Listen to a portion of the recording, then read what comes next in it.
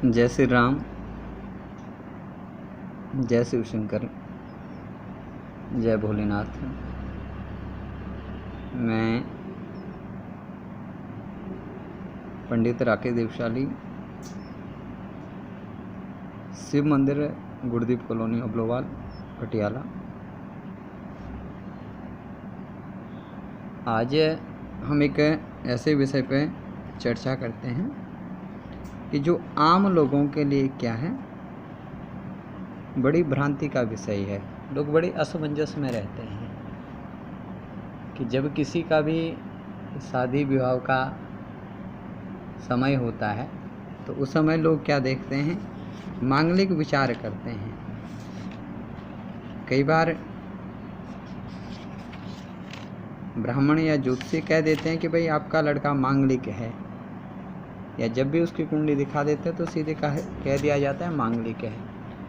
तो हम लोग क्या करते हैं कि अगर किसी की कुंडली मिलानी हो तो माता पिता हमेशा मांगलिक सुनकर मांगलिक लड़के या लड़कियों की कुंडलियां ढूंढना शुरू कर देते हैं। वो ये नहीं जान पाते कि कौन सा मंगल है। मंगल भी कई प्रकार का होता है, मंगल दोष भी ऐसा नहीं कि एक प्रकार से है, मंगल दोष भी कई प्रकार का है। जैसे लग्न का मंगल है,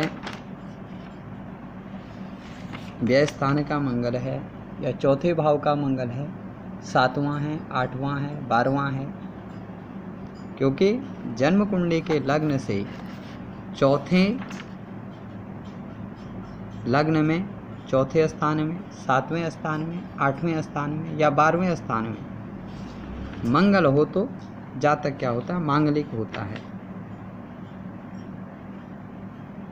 इसका नियम भी है, ज्योतिष में कहा जाता है कि लग्ने भी च पाताले जा मित्रे चाष्टमे कुजे कन्या भर्तृ विनाशाय भर्ता कन्या विनाशितः। कि 1, 4, 7, 8 और 12वें में मंगल हो तो वर कन्या एक दूसरे के लिए क्या होते हैं, हानिकारक होते हैं। इसी भांति लग्न में चंद्र और कभी कभी शुक्र की राशि से भी मंगल की उपयुक्त स्थिति का विचार किया जाता है। कुछ अपवाद भी हैं। मंगल दोष वाली कन्या का विवाह मांगलिक दोष वाले वर के साथ करने से मंगल अनिष्ट दोष नहीं होता तथा वर वधू के मध्य दाम्पत्य सुख बढ़ जाता है। लेकिन ऐसा भी नहीं है। मंगल दोष का जो प्रभाव रहता है तो ग्रह मैत्री कैसी है, वो किस राशि का मंगल है, इस पर डिपेंड करता है।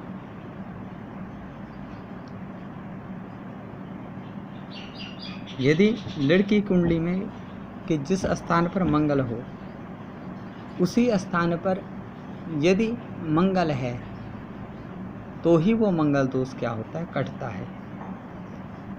जैसे किसी का सप्तम मंगल है, लड़के का हो या लड़की का हो, तो दूसरे का भी अगर 7वें स्थान में मंगल हो तभी मंगल दोष कटेगा। एक सामान्य नियम तो ये है।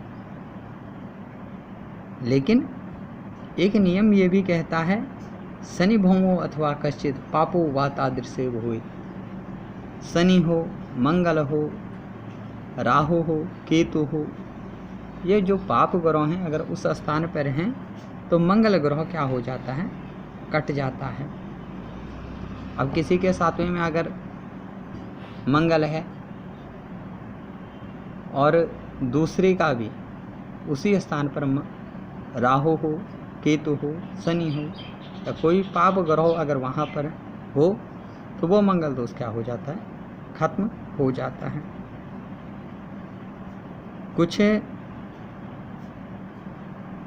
लोग ये देते हैं कि भाई कौन सा है, आंशिक मांगलिक है, हल्का मांगलिक है, यह 27 साल के बाद क्या हो जाएगा, मंगल दोष समाप्त हो जाएगा। नहीं, ग्रह की जो प्रवृत्ति होगी वह प्रवृत्ति रहेगी। 27 साल नहीं, बल्कि क्या था कि यदि 27 गुण से अधिक मिलते हो, आंशिक मांगलिक है और 27 गुण से अधिक मिलते हो और राशि मैत्री हो, तो यहाँ पर मंगल दोष क्या हो जाता है, क्षीण हो जाता है, उसका असर क्या रह जाता है, बहुत कम होता है। इसलिए यहाँ पर 27 साल का है तो वहाँ पर 27 साल ना होकर क्या है, 27 गुण हैं। फिर मंगल अपनी किस राशि में स्थित है, उससे भी मांगलिक दोष का क्या होता है, असर पड़ता है। यदि मेष का मंगल लग्न में हो तो वह मांगलिक होने पर भी उसका असर नहीं रहेगा। ऐसे ही चौथे भाव में अगर वृश्चिक राशि का मंगल हो तो वृश्चिक राशि का मंगल यानी मेष वृश्चिक को योग भौम दोनों के राशि का मंगल ही क्या होता है, राशि का मालिक ही मंगल होता है। तो वृश्चिक का मंगल यदि चौथे स्थान में हो तो मांगलिक दोष नहीं रहता। इसी प्रकार से मकर राशि का मंगल 7वें स्थान में हो, 7वां यानी पति पत्नी का भाव, अगर लड़के की कुंडली है तो वो पत्नी का स्थान हो गया, लड़की की कुंडली है तो वो पति का स्थान हो गया। तो इस 7वें स्थान में यदि मंगल है तो मांगलिक दोष इससे भी नहीं रहता। इसी प्रकार 8वें स्थान में कर्क का मंगल हो, यानी मृत्यु भाव में अगर कर्क का मंगल हो, नीच का मंगल हो, तो मांगलिक दोष नहीं होता। किसी कुंडली में अगर मकर का मंगल है तो मंगल का दोष क्या रहेगा, बहुत हल्का रहेगा। लेकिन यहाँ पर यह भी वो नहीं है, फिर भी ज्योतिष से परामर्श लेना चाहिए, क्योंकि अगर सप्तम मंगल का देखें तो सप्तम मंगल क्या होता है, वियोग की स्थिति पैदा करता है। जैसे भगवान रामचंद्र जी का सप्तम में क्या है, मकर का मंगल है, उच्च का मंगल है, लेकिन माँ सीता से उनको क्या होना पड़ा, वियोग उनका होना पड़ा। इसीलिए हमेशा ज्योतिषी का परामर्श भी जरूर लें। 8वें स्थान में अगर कर्क का मंगल हो, मृत्यु भाव में अगर नीच का मंगल हो, तो मंगल दोष क्या हो जाता है, कम हो जाता है। और 12वें स्थान में यदि धनु राशि का मंगल हो तो मंगल दोष क्या हो जाता है, कम हो जाता है।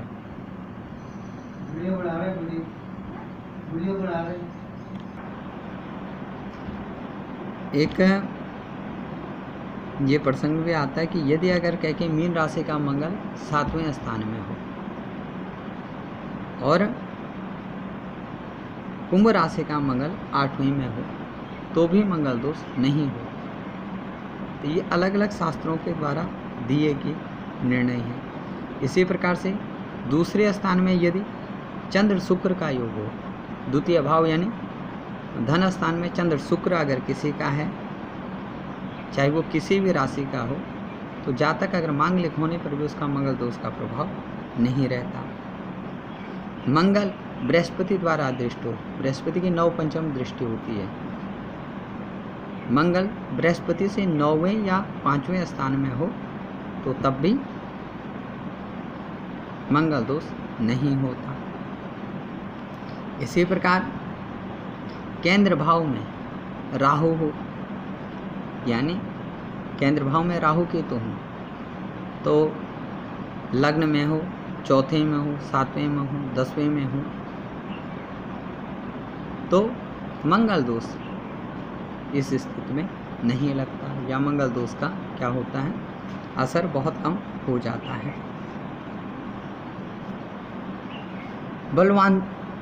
बलवान बृहस्पति शुक्र लग्न में हो, प्रथम स्थान में, लग्न स्थान में, तन स्थान में उच्च का बृहस्पति हो, शुक्र हो, ये लग्न में है। वक्री नीचस्थ या शत्रु क्षेत्री, शत्रु राशि के घर में यदि मंगल क्या है, एक तो वक्री है, ग्रह की 2 प्रकार से चाल होती है, एक तो सीधे चलते हैं, एक उल्टे चलते हैं। तो जिस समय मंगल वक्री रहा हो वह अस्तगत हो, बृहस्पति अस्त हुआ हो, या शत्रु क्षेत्री हो, शत्रु राशि के में मंगल हो। शत्रु क्षेत्री यानी मंगल के शत्रु राशियाँ हो गई कौन? बुध। तो मिथुन और कन्या का यदि मंगल हो तो यह क्या नहीं होगा? मंगल दोष इससे भी नहीं लगेगा। इसी भांति 3, 6, 11वें भाव में क्या हो? पाप ग्रह हो। लग्न से तीसरे स्थान में, 6वें भाव में, 11वें भाव में यदि पाप ग्रह हो और सप्तमेश ग्रह सप्तम में ही हो, यानी 7वें स्थान का मालिक 7वें में हो। किसी का सप्तम भाव मीन है तो मीन राशि का मालिक शुक्र अगर 7वें में है, या सप्तम स्थान में मेष राशि और मेष राशि का मंगल 7वें में ही है। सप्तमेश यदि कह के अगर सप्तम में हो तो मंगल दोष क्या नहीं होता? नहीं लगता। 1, 2, 4, 7, 8, 11 और 12वें भाव में स्थित मंगल वर वधू के वैवाहिक जीवन में, जो उनका दाम्पत्य जीवन होता है, उसमें विघटन उत्पन्न करता है। परंतु यदि मंगल अपने घर 1 और 8 का हो, यानी मेष और वृश्चिक राशि का हो, तो वह उच्चस्थ मंगल है। मकर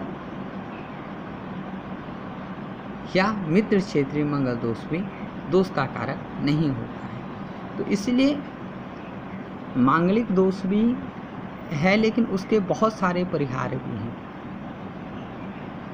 अपने जितने ज्योतिषी मित्र हैं, जितने ब्राह्मण हैं, या जितने सामान्य लोग भी हैं, तो आप लोगों को क्या करना चाहिए कि मंगल दोष को बहुत बड़ा विषय न मानकर उसे एक ज्योतिषी का विषय छोड़ देना चाहिए। किसी भी जातक की यदि कुंडली जोड़नी हो, किसी भी जातक के विषय में यदि वैवाहिक जीवन से संबंधित जानकारी लेनी हो, तो किसी ज्योतिषी के पास जाकर कुंडलियों का मिलान करवाएं।